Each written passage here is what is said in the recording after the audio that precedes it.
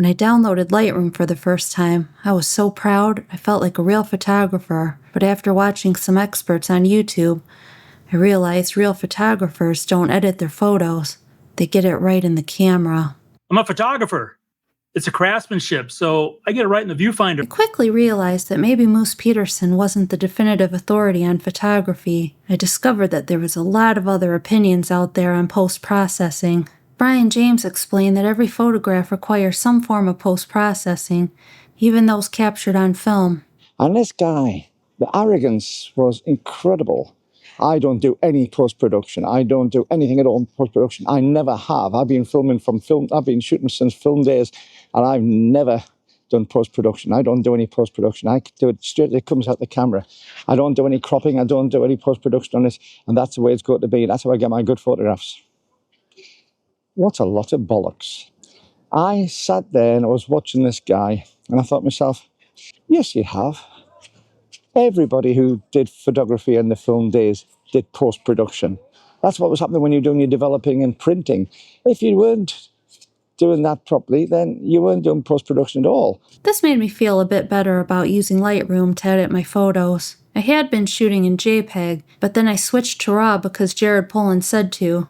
And that's when I realized RAW photos require editing to look somewhat decent. My favorite part about editing in Lightroom was that I could crop the heck out of my squirrel photos if I couldn't get close enough. But then I learned that Jared Polin never crops. He always gets his composition right in camera. And once again, I started to question if I was doing something wrong. Just like raising the enlarger with a film negative and losing quality, the same thing happens with digital. Crop in the camera, not in the darkroom. Crop in the camera, not in the dark. Crop in the camera, crop in the camera, crop in the camera, crop in. Even if I had decided that some level of cropping was an acceptable form of editing, I still wondered if using the Lightroom presets to enhance my colors was okay. That's when I realized there's a debate in the online photography community as to whether any editing at all disqualifies your photography from being considered real photography. Christiane Morel, who does intense color editing, brought up an excellent point. Why is black and white somehow acceptable as real photography, but not enhancing color? If you have been watching my videos, you know I like to edit my images in a very color-intense, vibrant way. This is another point, according to those comments, which turn a photo into digital art. I always wonder, do those people think the same about black and white image, since you're essentially getting rid of all the colors and create something that is super unnatural, since, you know, most of us are seeing the world in color, not in black and white. And also this in turn means, according to those people, it's okay to go in one direction with the black and white image, but it's frowned upon to go in the other direction with vibrant, intense colors. Although we are basically just switching the slider in the other direction. And this also leads me to my final point. There are a few people around, especially on Reddit or something like Peter Pixel, who keep spreading the misinformation that only straight out of the camera, unedited RAW files are real photography.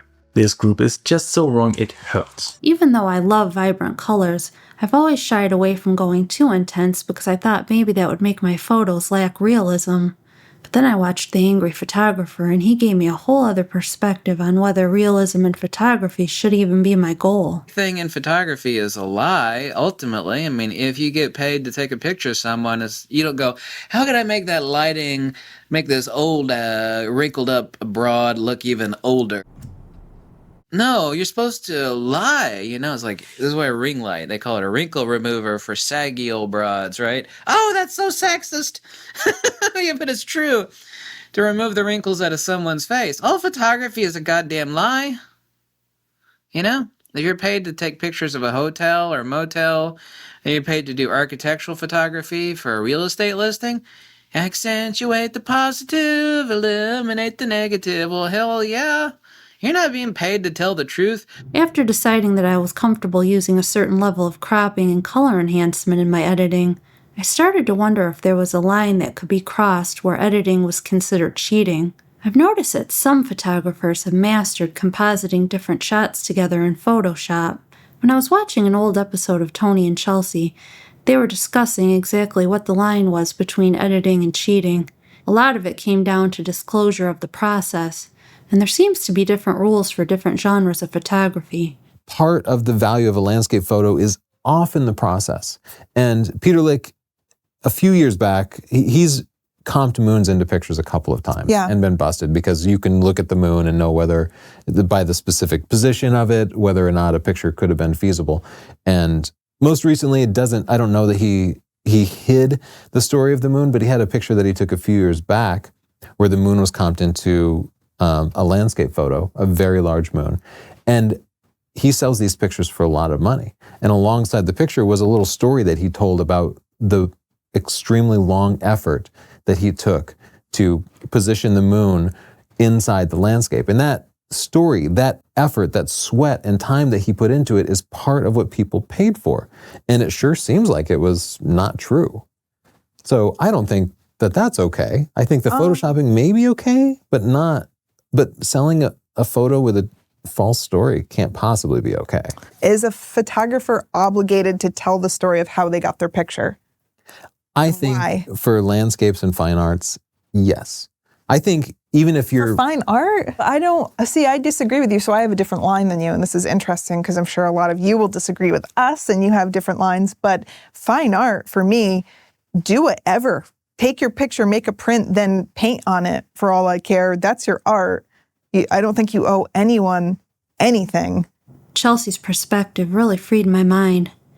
It gave me a whole new outlook on exactly what I could do with my squirrel photography. Photographing squirrels doesn't exactly qualify as fine art photography, but I feel I can be as creative as I want to be.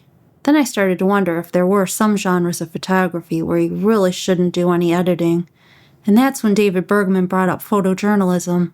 If a news story is going to have any integrity, the photo shouldn't be manipulated. In the editorial photography world, places like newspapers and magazines that cover things like news and sports, severe editing is a big no-no. The point of news photography is to show the world as it happened. You want to convey that information to the public in the most truthful way possible. Editorial photographers are usually allowed to do things like they were generally done in the darkroom: brightness, contrast, slight dodging and burning, things like that. But anything beyond that, like removing a telephone pole coming out of someone's head, is a fireable offense. Yes, you could get fired for that. That's how serious this normally is. As much as I'd love to cancel my Lightroom subscription and save some money each month, I've come to the realization that real photographers do edit. And it's up to you as a photographer to decide exactly how much editing you want to do, and whether it's appropriate to your given genre. If you like this video, give it a like, consider subscribing for more photography-related content from a newbie like me. God bless.